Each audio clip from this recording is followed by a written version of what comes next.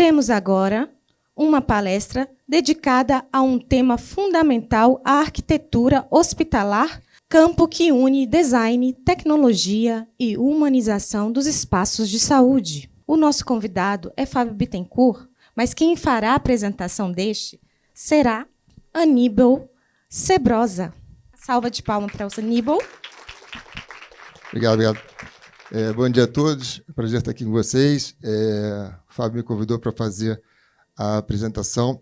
Meu nome é Aníbal Sebrosa e CEAL é o Conselho das Entidades de Arquitetura e Urbanismo, que é um conselho dentro do Conselho de Arquitetura e Urbanismo, que abrange as 5 entidades que formaram o Conselho de Arquitetura, tá? Que é a ABAP, que é de paisagista, a ABEA, que é de ensino, o sindicato, a ASBEA, que é de escritório de arquitetura, e o Instituto dos Arquitetos do Brasil.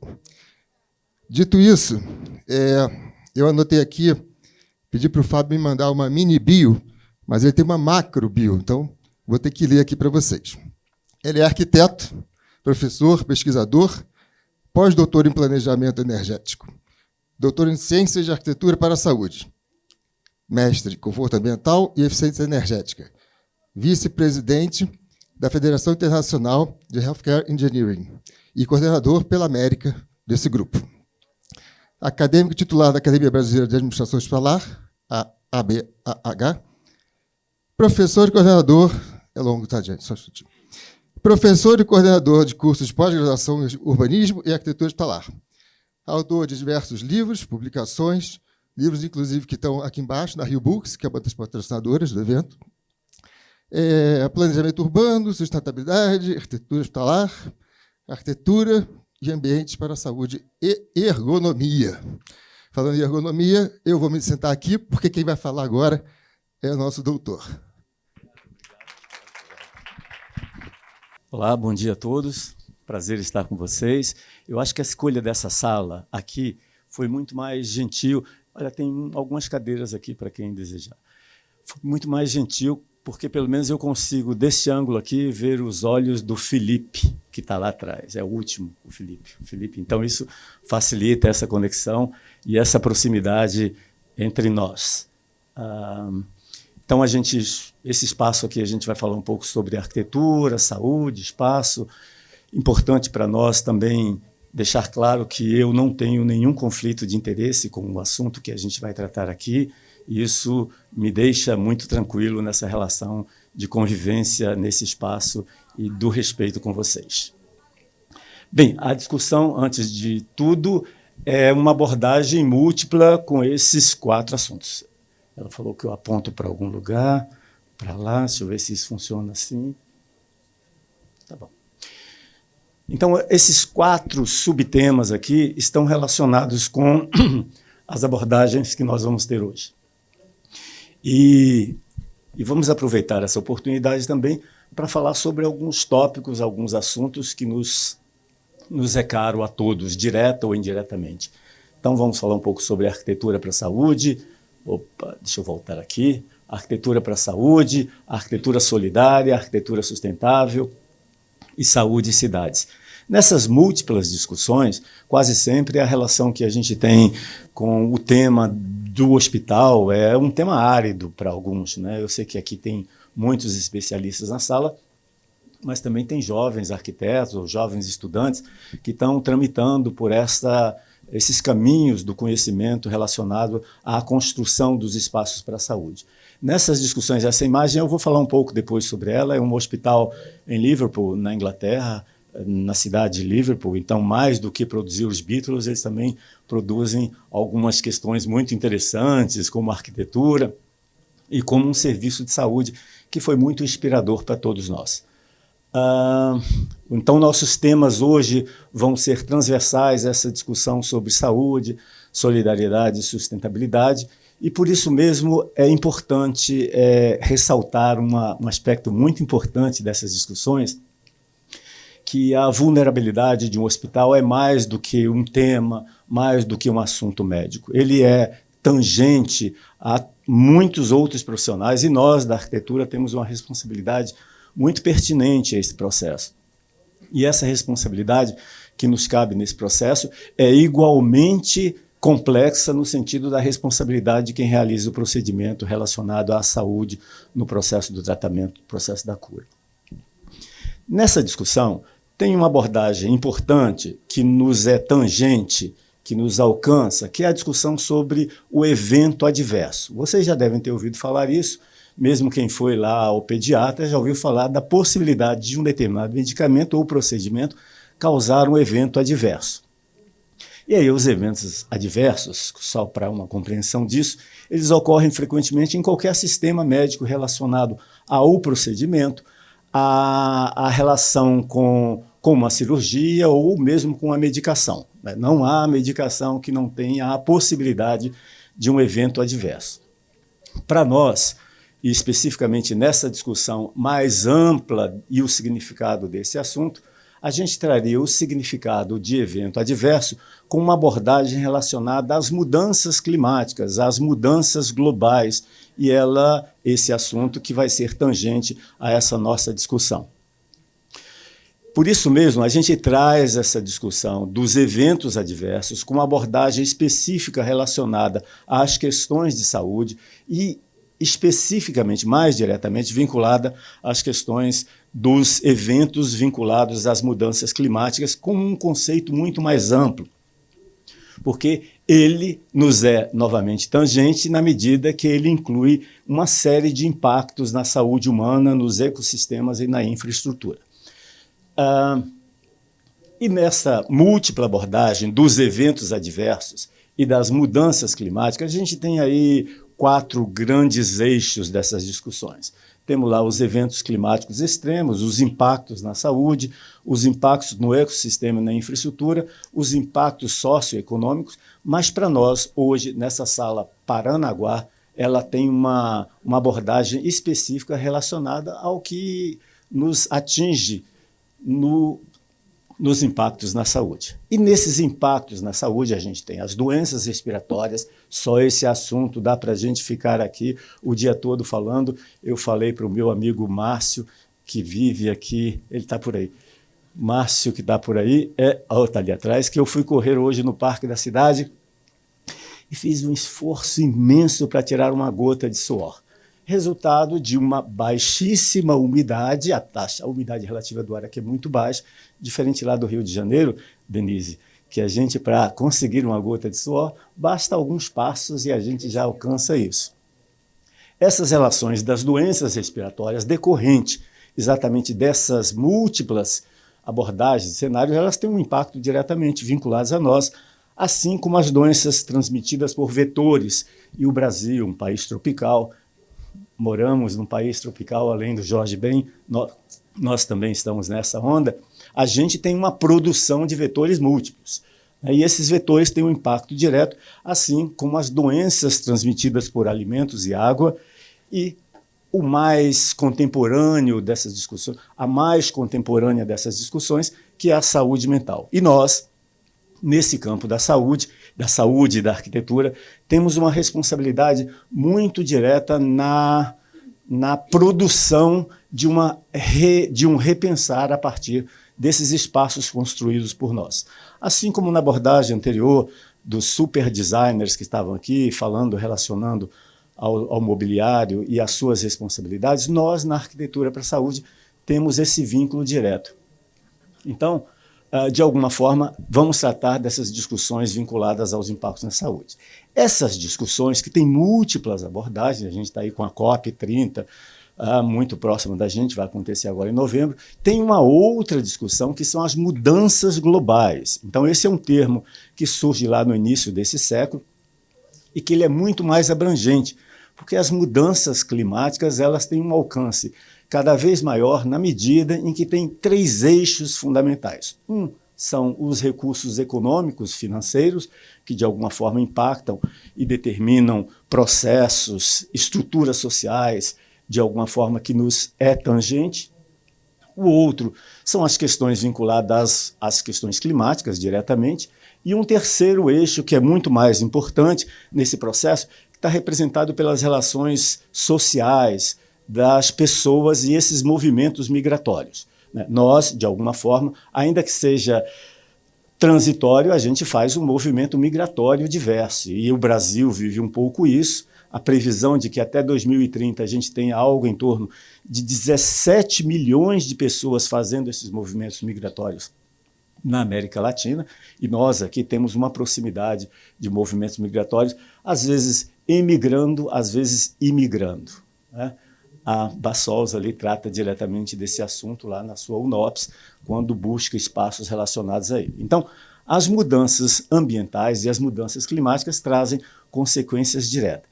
Aqui, só para a gente compreender essa relação da arquitetura, da saúde, são campos do conhecimento distintos que, quando combinados, a gente chama de um tema relacionado à arquitetura para a saúde, que traz consigo abordagens relacionadas às mudanças globais, essas que eu acabei de falar, relacionadas às questões climáticas, econômicas e sociais. Nestas abordagens, a gente sempre trata os múltiplos serviços e múltiplos desenhos e ambientes. É aí que a gente começa a entrar. O nosso traço, o nosso croquis, o nosso RAF, né, nosso desenho, começa a entrar nesse momento em que a gente conecta os serviços necessários e ambientes compatíveis com esses serviços. Esses ambientes trazem a produção de cenários. Nós, arquitetos, produzimos cenários para a realização de determinados serviços, com uma característica muito particular, que é a relação disso, especificamente com possibilidades, com perspectivas. A gente trabalha para o futuro, né? O processo de trabalho do arquiteto é um trabalho de futuro. Aquele hospital que vocês começaram a fazer em julho, nós todos participando em julho de 2024, provavelmente só será ocupado por pacientes em julho de 2031, 2032, por aí, né? Então, a gente faz uma projeção destes cenários nessa construção. E temos que incorporar dois elos fundamentais nesses. Um são as doenças, as enfermidades, e outro, pessoas. É para elas que a gente faz, ao final de contas, todo o nosso processo de trabalho. Então, as questões demográficas destes movimentos que estão interagindo nessas discussões, combinado com as possibilidades das doenças, os múltiplos cenários produzidos relacionados a eles. Então, este é o desenho do espaço onde nós, arquitetos que trabalhamos para o serviço de saúde, atuamos. Nessas combinações múltiplas aí das questões, das perspectivas, dos cenários, da sustentabilidade. Bem, essas discussões todas, elas resultam de um trabalho muito interessante, que é esse artigo produzido na Lancet, publicado já desde 2018, mas que está disponível para vocês, que é The Future, o futuro do sistema de saúde até 2030, uma rota para o progresso e para a sustentabilidade mundiais. É um assunto muito interessante, porque são 50 pesquisadores de todos os 5 continentes que tratam desse assunto. Bem, a gente tem muitas formas de fazer observações a ele. A gente pode buscar algumas colas, a gente vive de colas, né? A gente vive aqui buscando informação lá do passado para nos sustentar nas nossas argumentações. E tem 3 das referências que a gente usa que são muito importantes para nós que trabalhamos com arquitetura para a saúde. Um é um suíço que vive na França e ele passa a ser conhecido mais como francês. O outro é uma italiana que vive na Inglaterra, passa a ser conhecida como inglesa. E o outro é um húngaro que vai para Viena, para a Áustria, e passa a ser mais conhecido como isso. Esse franco-suíço é o nosso Jean-Jacques Rousseau, um cara incrível que escreve lá, corajoso, que vai falar de direitos humanos no século XVIII, em plena casa do Luís XIV e Luís XV. Né? Então, muito corajoso com isso.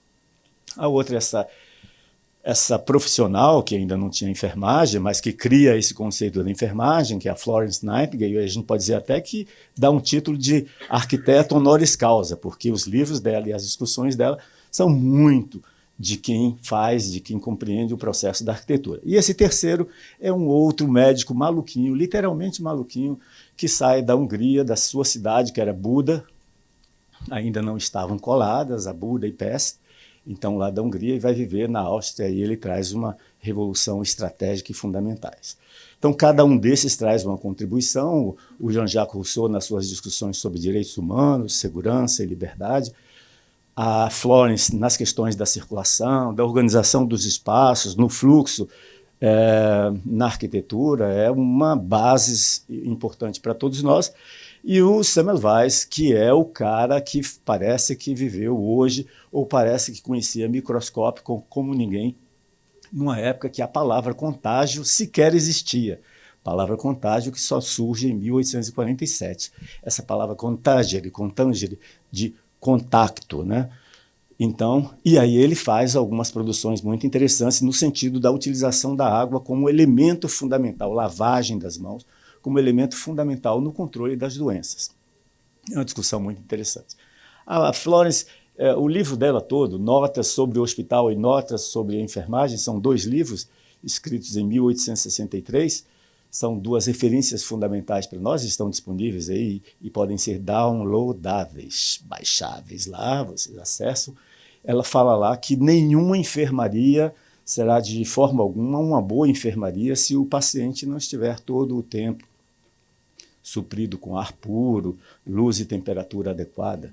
Estes são os resultados que devem ser obtidos da arquitetura para um hospital e não a fachada ou a aparência externa. Ela é dura lá nas suas argumentações e todas as discussões dela, do seu livro, ela trata essas discussões sobre o espaço da arquitetura e ela cria alguns conceitos importantes.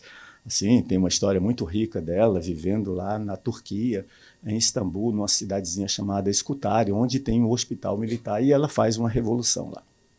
Vale a pena ver.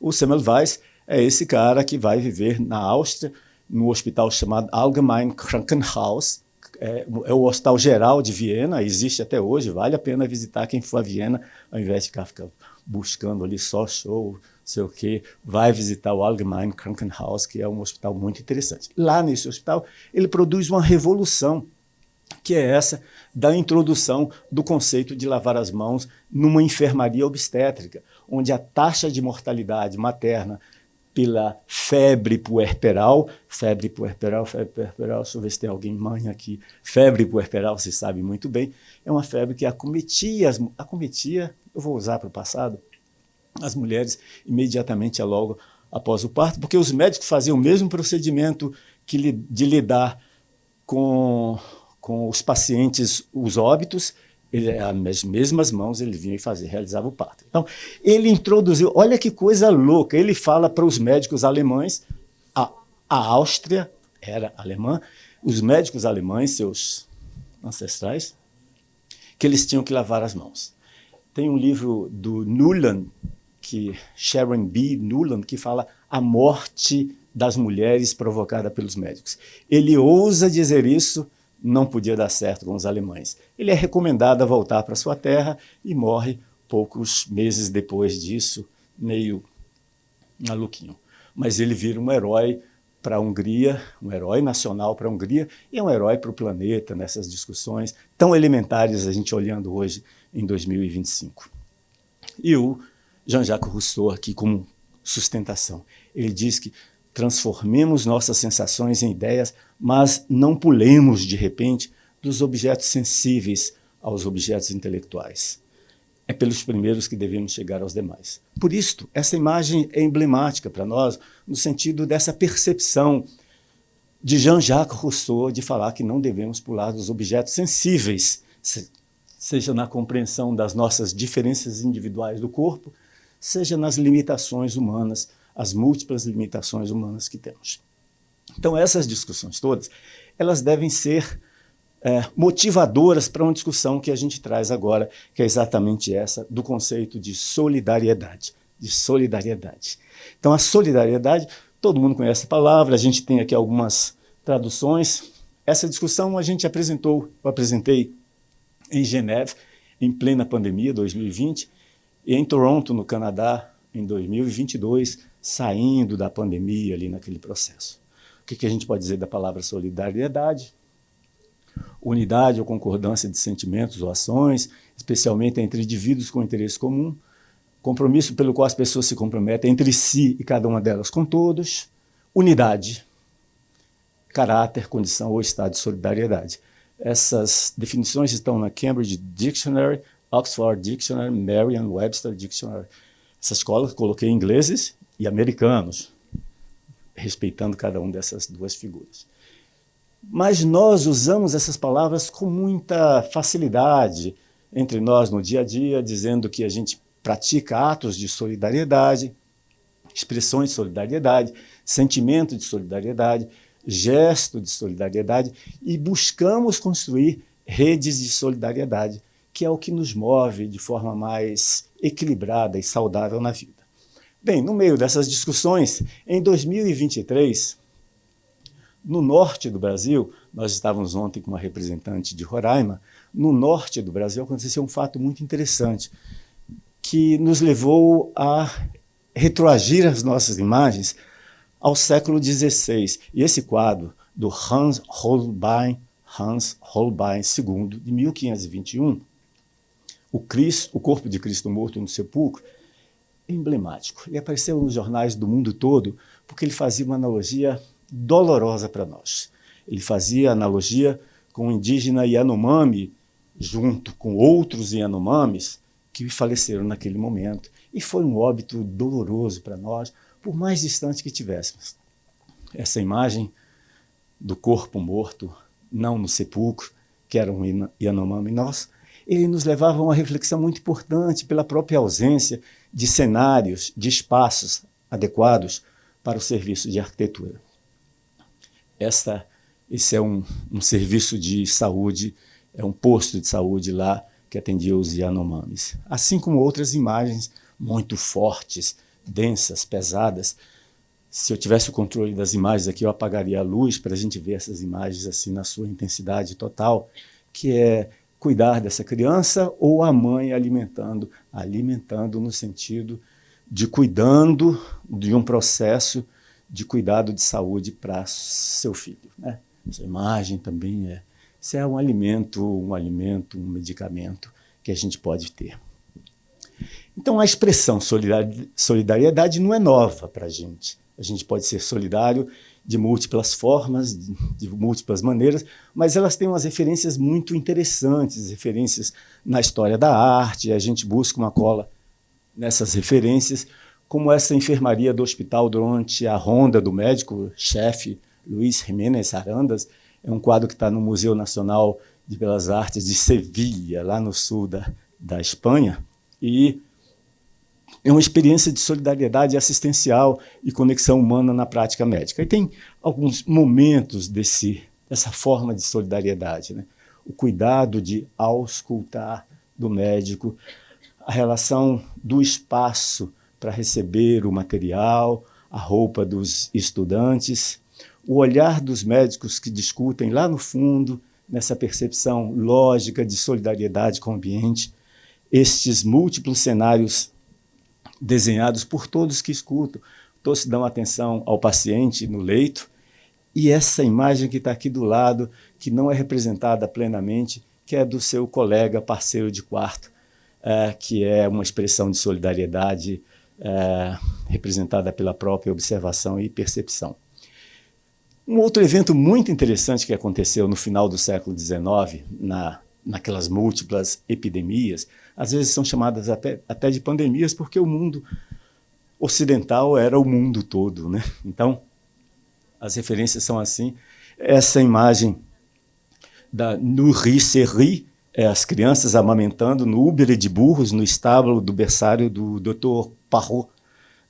Essa vista que é muito interessante da alimentação que era feita pelos animais, pelos burrinhos lá que faziam essa alimentação das crianças. Um fato, isso não é uma imagem decorativa, não, é uma imagem concreta, de fato, que acontecia nessa nourricerie lá em Paris, e ela é muito conhecida como uma referência. E aí os múltiplos cenários, seja no processo da ordenha do animal, assim como se faz a ordenha humana, também se faz animal, e desse processo de conduzir, de levar as suas crianças a esse ambiente, numa forma solidária da relação de convivência com o espaço, com o ambiente. Vocês conseguem ver daqui? Bem, E a Florence, né? A Florence, a gente poderia parar um dia, ficar comentando sobre esse quadro, essa imagem. É uma história muito rica da Florence Nightingale. E essa mulher, a mulher era o bicho, sabe? Eu não queria tê-la como professora, porque essa mulher devia ser terrível. E ela vai para Scutari, ele lá. Scutari é um lugarzinho próximo de Istambul, ali na Turquia, onde tem uma guerra, a guerra exatamente na Crimeia, essa Crimeia agora da luta lá, domina os russos e os ucranianos, e essa Crimeia que é estratégica, porque ela está localizada numa região muito, muito importante, e os europeus ali defendiam aquela localização como uma localização estratégica da navegação, e ela vai para lá, e ela produz múltiplos cenários aqui nessa imagem da solidariedade, seja no cuidado, na atenção com o paciente, seja na produção de camas. A primeira providência dela é estabelecer um espaço para os pacientes deitarem individualmente. Há alguns cenários na história da arte que a gente encontra uma cama para 6 pacientes. Promiscuidade. Então, 6 pacientes. Então, a primeira providência. A segunda providência é elevar essa cama do contato direto com a umidade relativa do ar, a umidade dos materiais, dos revestimentos. Então, essa umidade que era um dos elementos extremamente impactantes. Ou tem outros cuidados, como dar um talher para cada pessoa, para cada paciente. Um talher, uma colher para cada paciente, era um procedimento. Outro é esse de criar o conforto ambiental.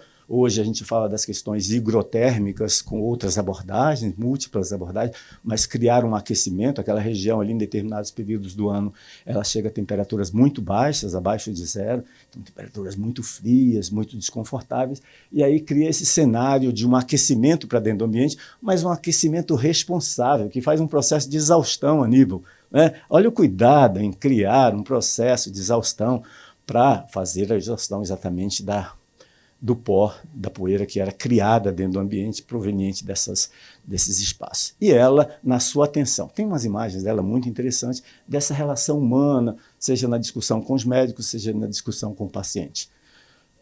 Bem, e aí aquele hospital que eu mostrei no início, o Alder Hey Children's Hospital, lá de Liverpool. Então, quem for agora para Liverpool, além de Beatles, rock and roll e tudo mais, vai lá visitar o Alder Hey Children's Hospital, que é muito interessante.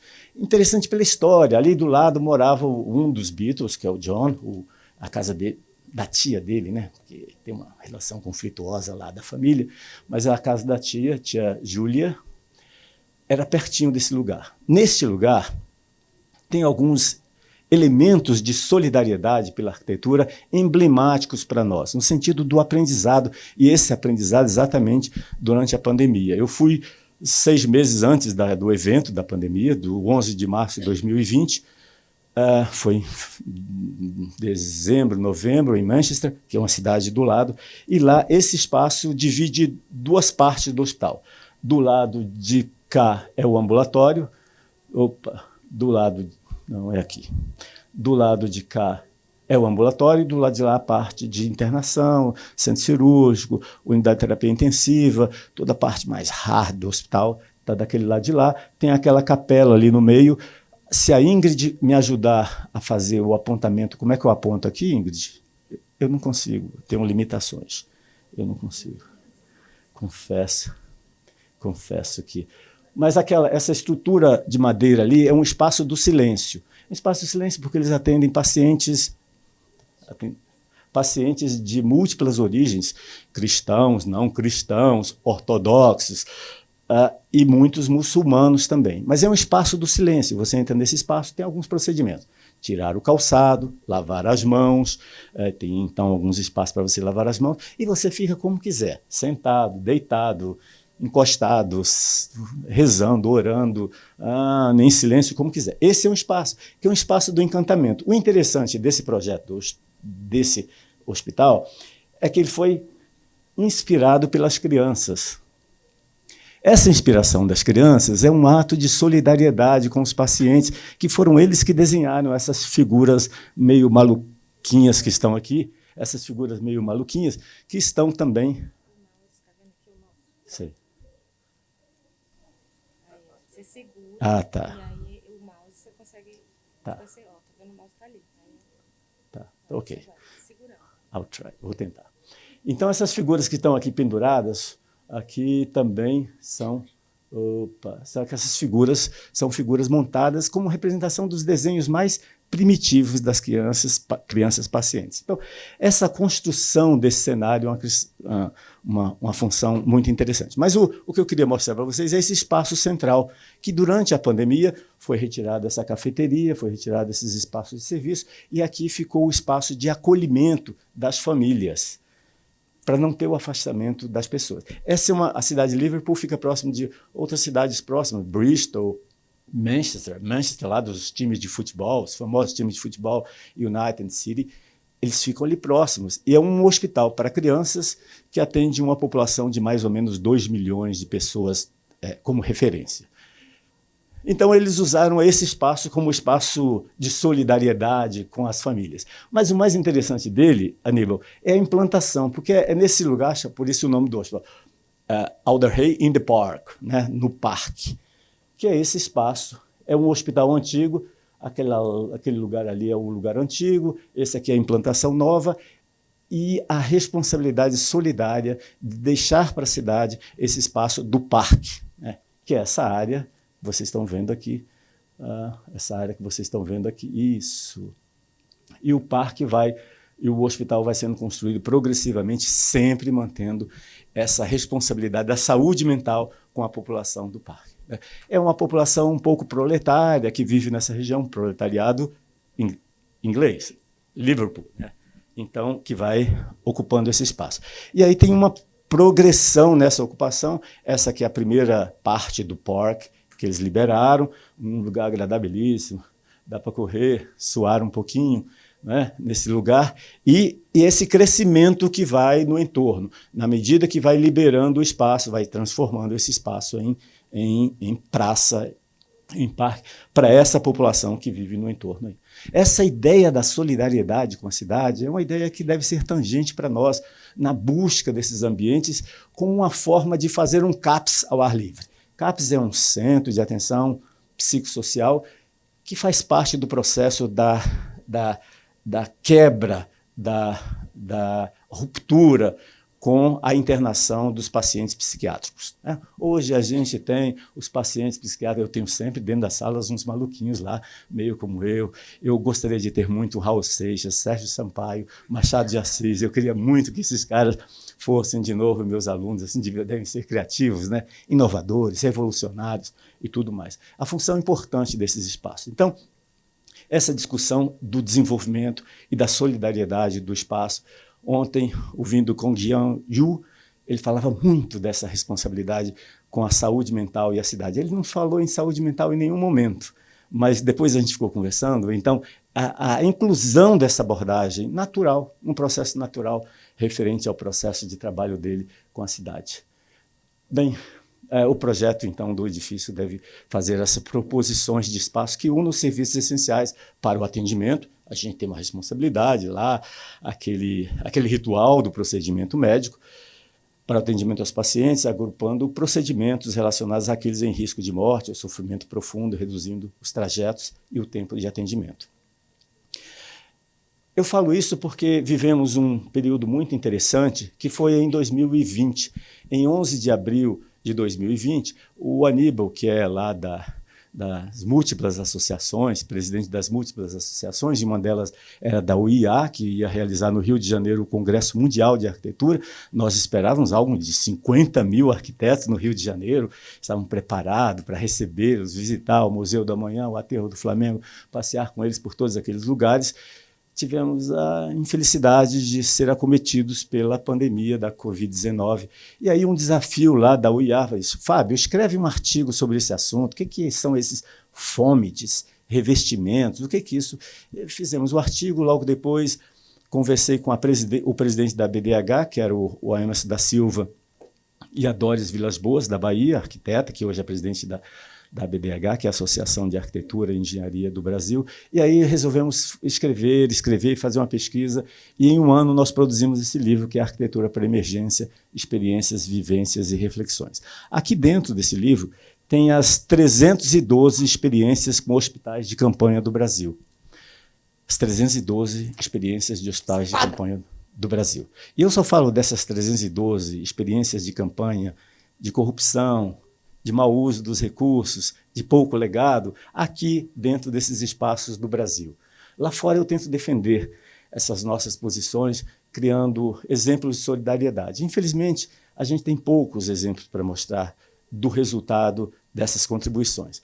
Mas no meio dessa discussão eu queria mostrar só um exemplo. Eu peguei um caso small, um pequenininho lá do Rio de Janeiro, 3 hospitais, HMCA Souza Guiar, Miguel Couto, Lourenço Jorge e AHP4, que é a região da, a gente chama área de planejamento 4, que é a Barra da Tijuca, Jacarepaguá, lá na Barra. O somatório dos hospitais, 54, em 2019, são essas áreas, 54.038, 38.600, então essas áreas que estão aqui. As áreas disponíveis nestes hospitais, sem qualquer uso, 7.283, 5.450, 12.850, área disponível, liberada lá, metro quadrado construído, tijolo, provavelmente, concreto, gray area, e aí, sem qualquer uso. E aí, nós temos estas áreas originais ali em 2024. No ano passado, essas mesmas áreas construídas. No meio disso, nós construímos novos hospitais para a Covid. Ok. Com essas áreas aqui, 3.000, 2, 3, 9.000, 10.000 metros quadrados. 10.000 metros quadrados. 10.000 metros quadrados, o hospital custa mais ou menos 6.000, 7.000, 8.000. Você multiplica isso aí, é o que a gente gastou nesses hospitais. Destes hospitais aqui, dos 10.000 metros quadrados, hoje, 2025, hoje é dia 5 de setembro de 2025, 0 área de legado, de contribuição, de resultados. Estou falando do caso do Rio de Janeiro, mas ninguém aqui vai me trazer exemplos bons nesse país, infelizmente, de legado desses recursos, desse investimento. Muitas histórias no meio disso, mas pelo menos a gente traz uma discussão muito antiga, que nenhum projeto arquitetônico pode dar a fórmula para um bom hospital. Este é um objeto complexo, cujos efeitos e consequências são mal compreendidos, que atua sobre as doenças e é capaz de agravá-las, multiplicá-las, atenuá-las. O hospital deixa de ser uma figura arquitetônica, passa a fazer parte de um fato médico hospitalar que deve ser estudado como estudam-se as doenças, os climas, etc.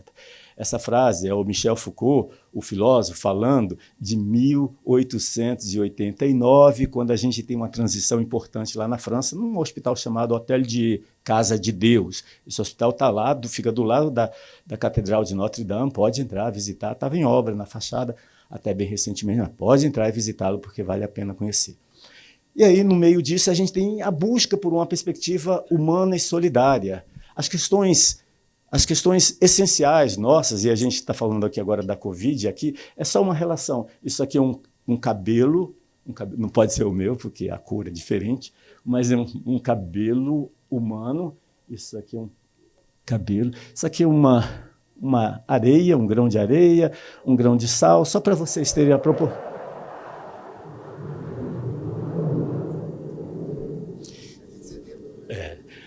Aí a gente tem aqui, até esse ponto, a gente alcança com a eficiência média dos filtros dos hospitais. Os filtros das unidades, de um modo geral, que fazem o controle da qualidade, do impacto dessas partículas que podem impactar. Então, até aqui você está bloqueado, protegido, em tese. Até aqui embaixo, essa outra, são os filtros, a gente chama filtros EPA, são filtros de high efficiency, alta eficiência de proteção. A gente não consegue alcançar determinadas moléculas, como a da coronavírus, que é essa vermelhinha que está aqui embaixo, esse apontador aqui é terrível, essa vermelhinha aqui. Estes investimentos todos nos deixam muito frágeis, sobretudo quando a gente fala desses sistemas, dos sistemas relacionados aos cuidados com o ambiente. Por isso, uma das discussões que a gente traz muito interessante sobre isso são os aspectos fundamentais para a saúde e a edificação, a expansibilidade, a flexibilidade, a contiguidade, a conectividade e a conformidade, buscando considerar a possibilidade dessa arquitetura solidária para os espaços. Essa experiência foi feita por um grupo muito interessante, o o grupo do OMA, que é o Office Metropolitan Architecture, que foram escolhidos para fazer um hospital na Bienal de Veneza, que acontecia em 2020. E aí acontece aquilo tudo, eles tiveram que repensar. E nesse repensar, ele criava um novo cenário. Como fazer isso? Como mostrar isso em Veneza, lá no Il Giardino, que é o lugar lá onde faz a Bienal, como mostrar essa ideia, como apontar essa ideia. Então, ele fala sobre o Hospital do Futuro, no meio daquele nó de possibilidades. Essa discussão, ele traz algumas reflexões sobre isso. Ele fala assim, se os órgãos humanos podem ser impressos em 3D, em 3 dimensões, a gente poderia imprimir hospitais também em 3 dimensões? Será que a gente vai poder usar os resíduos do hospital como um processo de reconstruí-lo continuamente, perpetuamente? E se a gente revive os velhos remédios para as aflições comuns, poderíamos cultivar exatamente o que o médico prescreve? E aí ele traz este desenho do hospital. O Felipe vai me ajudar lá atrás. Felipe é aquele cara lá que controla tudo. Eu fico com medo de clicar aqui. Felipe, você faz isso? Eu faço? Esse exemplo está em inglês, mas dá para a gente escutar um pouco. Som. Ah, sem som. Começa de novo, Felipe.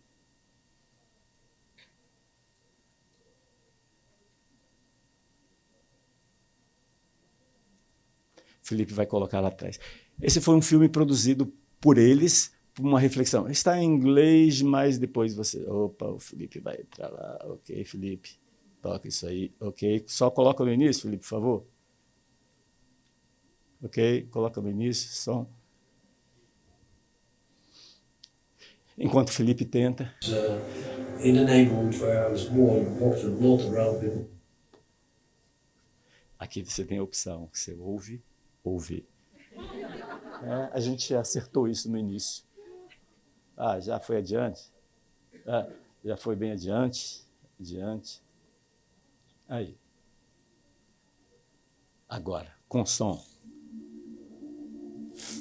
Medical innovation is advancing exponentially, leaving hospitals to constantly catch up. State-of-the-art facilities are being rebuilt as soon as they open. The lifespan of hospitals is becoming shorter and shorter. The more recent their completion, the sooner they're out of date. Can we imagine a different way to build hospitals? Instead of building high, what if the hospital were a low-rise structure, conceived not as a building, but as a system, made up of modules, incorporating gardens where nature can be enjoyed by patients and staff. A limited number of elements accommodates an array of functions. A structure that can be scaled up or down, yet remain operational at all times. Adaptable to changing demands. Organized around a network of flows. This is the hospital of the future.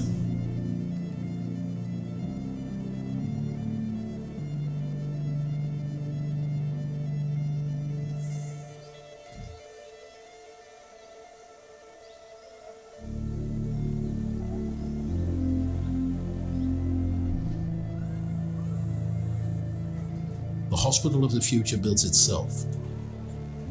It maximizes the potential of automation and 3D printing and uses its waste as a resource.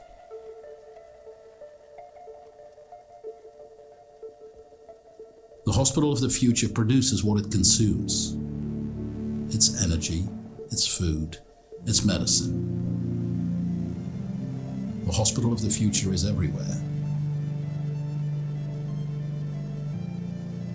The hospital of the future is now.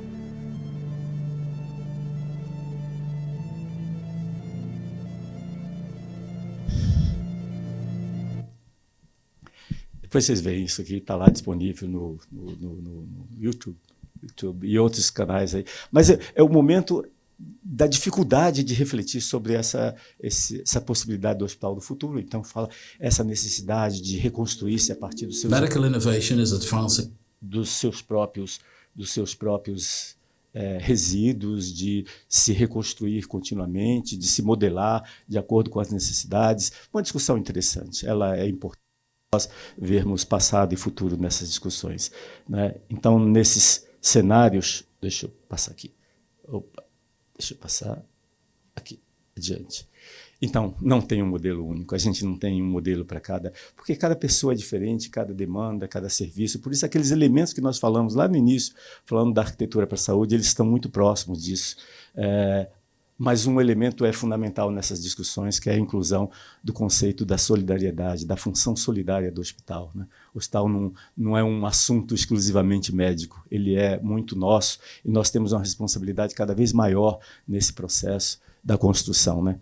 E nesses muitos caminhos para a arquitetura, em situações de eventos adversos, e as demandas são muito diversas, né, que devem ser combinadas com o conhecimento e as necessidades sociais aplicadas à solidariedade funcional. Algumas discussões, quanto mais a gente se moderniza, mais rápido nos tornamos obsoletos também, é um paradoxo dessa nossa vida, a gente avança. Ontem alguém falando de umas sofisticações tecnológicas, e a gente nem sabe se chega lá, né? Porque outros elementos, às vezes a gente volta e o Kong Jong-ju volta tudo atrás, ele fala exatamente o contrário ao concreto, aquilo tudo, eu falando, puxa vida, e a gente se aproxima às vezes da terra como elemento mais natural, ele que é um homem da terra, e tudo nessas discussões. Os hospitais têm um ciclo de vida muito curto, cada vez mais curto. Isso é razoável para o conceito da sustentabilidade, que é uma discussão tão nossa? Este e os novos tempos devem ser onde valorizamos e investimos cada vez mais no futuro do hospital. Obviamente sustentável, ocupando um elo saúde-ambiente com a responsabilidade da solidariedade funcional. O Lelé fez muito isso. Eu não poderia deixar aqui em Brasília de trazer esse cara que pensou de alguma forma. Nem sempre o processo de gestão coincide com o seu pensar como fato, como uma ação arquitetônica, mas ele deixou muitas contribuições, e essas fotos fui eu que fiz há uns 30 dias, aí, são desse espaço, que são espaços da solidariedade, da convivência, aí levando os pesquisadores da UFRJ visitando esse espaço, nessa convivência com o ambiente, nos cenários múltiplos que a gente tem, esse aqui é do Rio de Janeiro, nesses múltiplos cenários de pensar elementos de equilíbrio do conforto higrotérmico na paisagem local de forma muito solidária, como era ele, né? Ele era uma figura incrível. Aí eu peguei essa imagem que parece a mais simples delas, que é da solidariedade e do respeito a quem pode sentar no espaço. Fazer um desvio com o projeto da cerca do nosso Atos Bulcão, que faz essas preciosidades, e colocar um banco para as pessoas sentarem, né? As pessoas sentarem livremente. Isso é da mais pura sensibilidade solidária que ele pode criar. Ou do nosso Niemeyer, lá com o Hospital da Lagoa, tem um jardim belíssimo que deve ser aberto às pessoas, que deveria ser aberto mais ainda, e do Burle Marx desenhando os seus jardins com a sua paisagem. Esse é um centro de estudos, tem um auditório muito interessante para ser conhecido. Eu vou mostrar em 3 cenas apenas um exemplo de solidariedade que eu, Flávio, Henri, Aníbal, Francis trabalhamos, que é um hospital rápido. Ok. Então, aqui só algumas imagens, é uma cidade do surf que a gente fez um estudo. Aqui o processo de trabalho começa com croquis, rafts, desenhos, rabiscações mesmo, com o Henri também, que é o nosso colega lá, e é um desenho que a gente ficou brincando, como encaixar isso nessa forma, como essa rabiscação.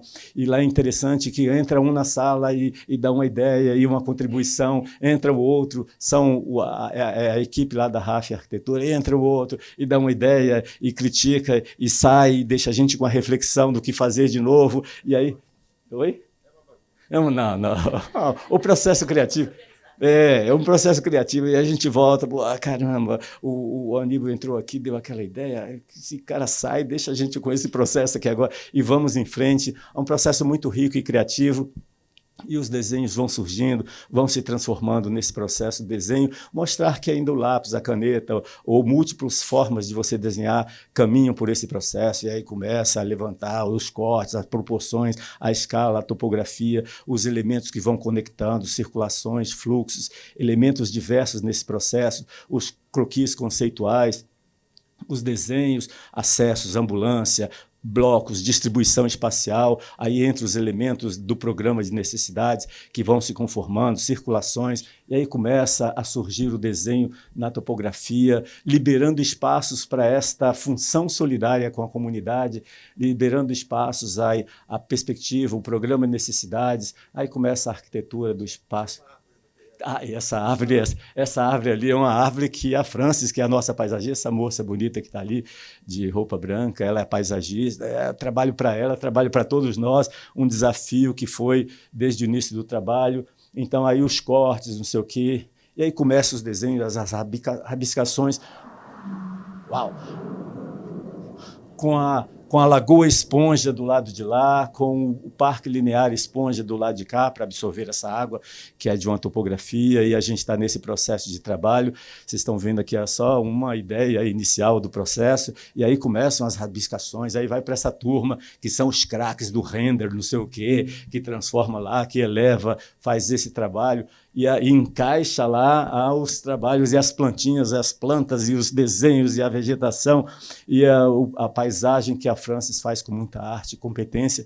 E a gente começa esse processo, aí as discussões vão ficando cada vez mais densas, tensas, complexas e tudo mais. Mas esse é um hospital muito interessante que deve ser levado até para a gente fazer discussões futuras, porque foi um ano, mais ou menos umas 100 pessoas participaram desse processo de trabalho, para chegar a um projeto executivo, incluindo orçamento, anteontem, um ano, mais ou menos 100 pessoas do Rio, de São Paulo, e todos os lugares participando desse processo de trabalho para entregar como exemplo muito interessante.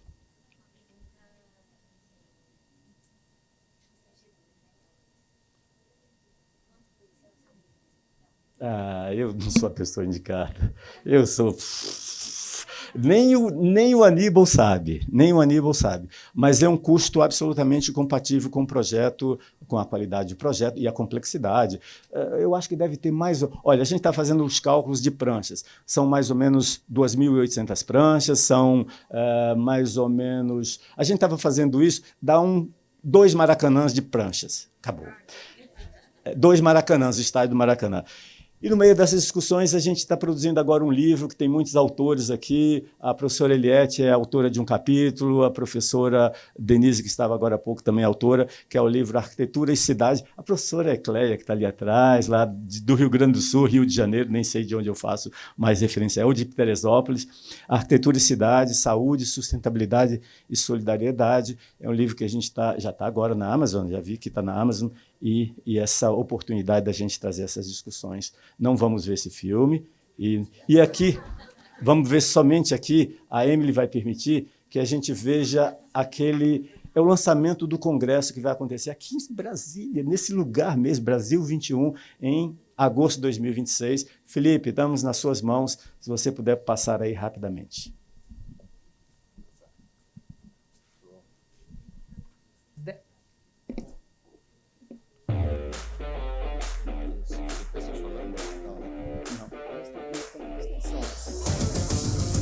Vocês repararam, o evento tem eixos temáticos, né?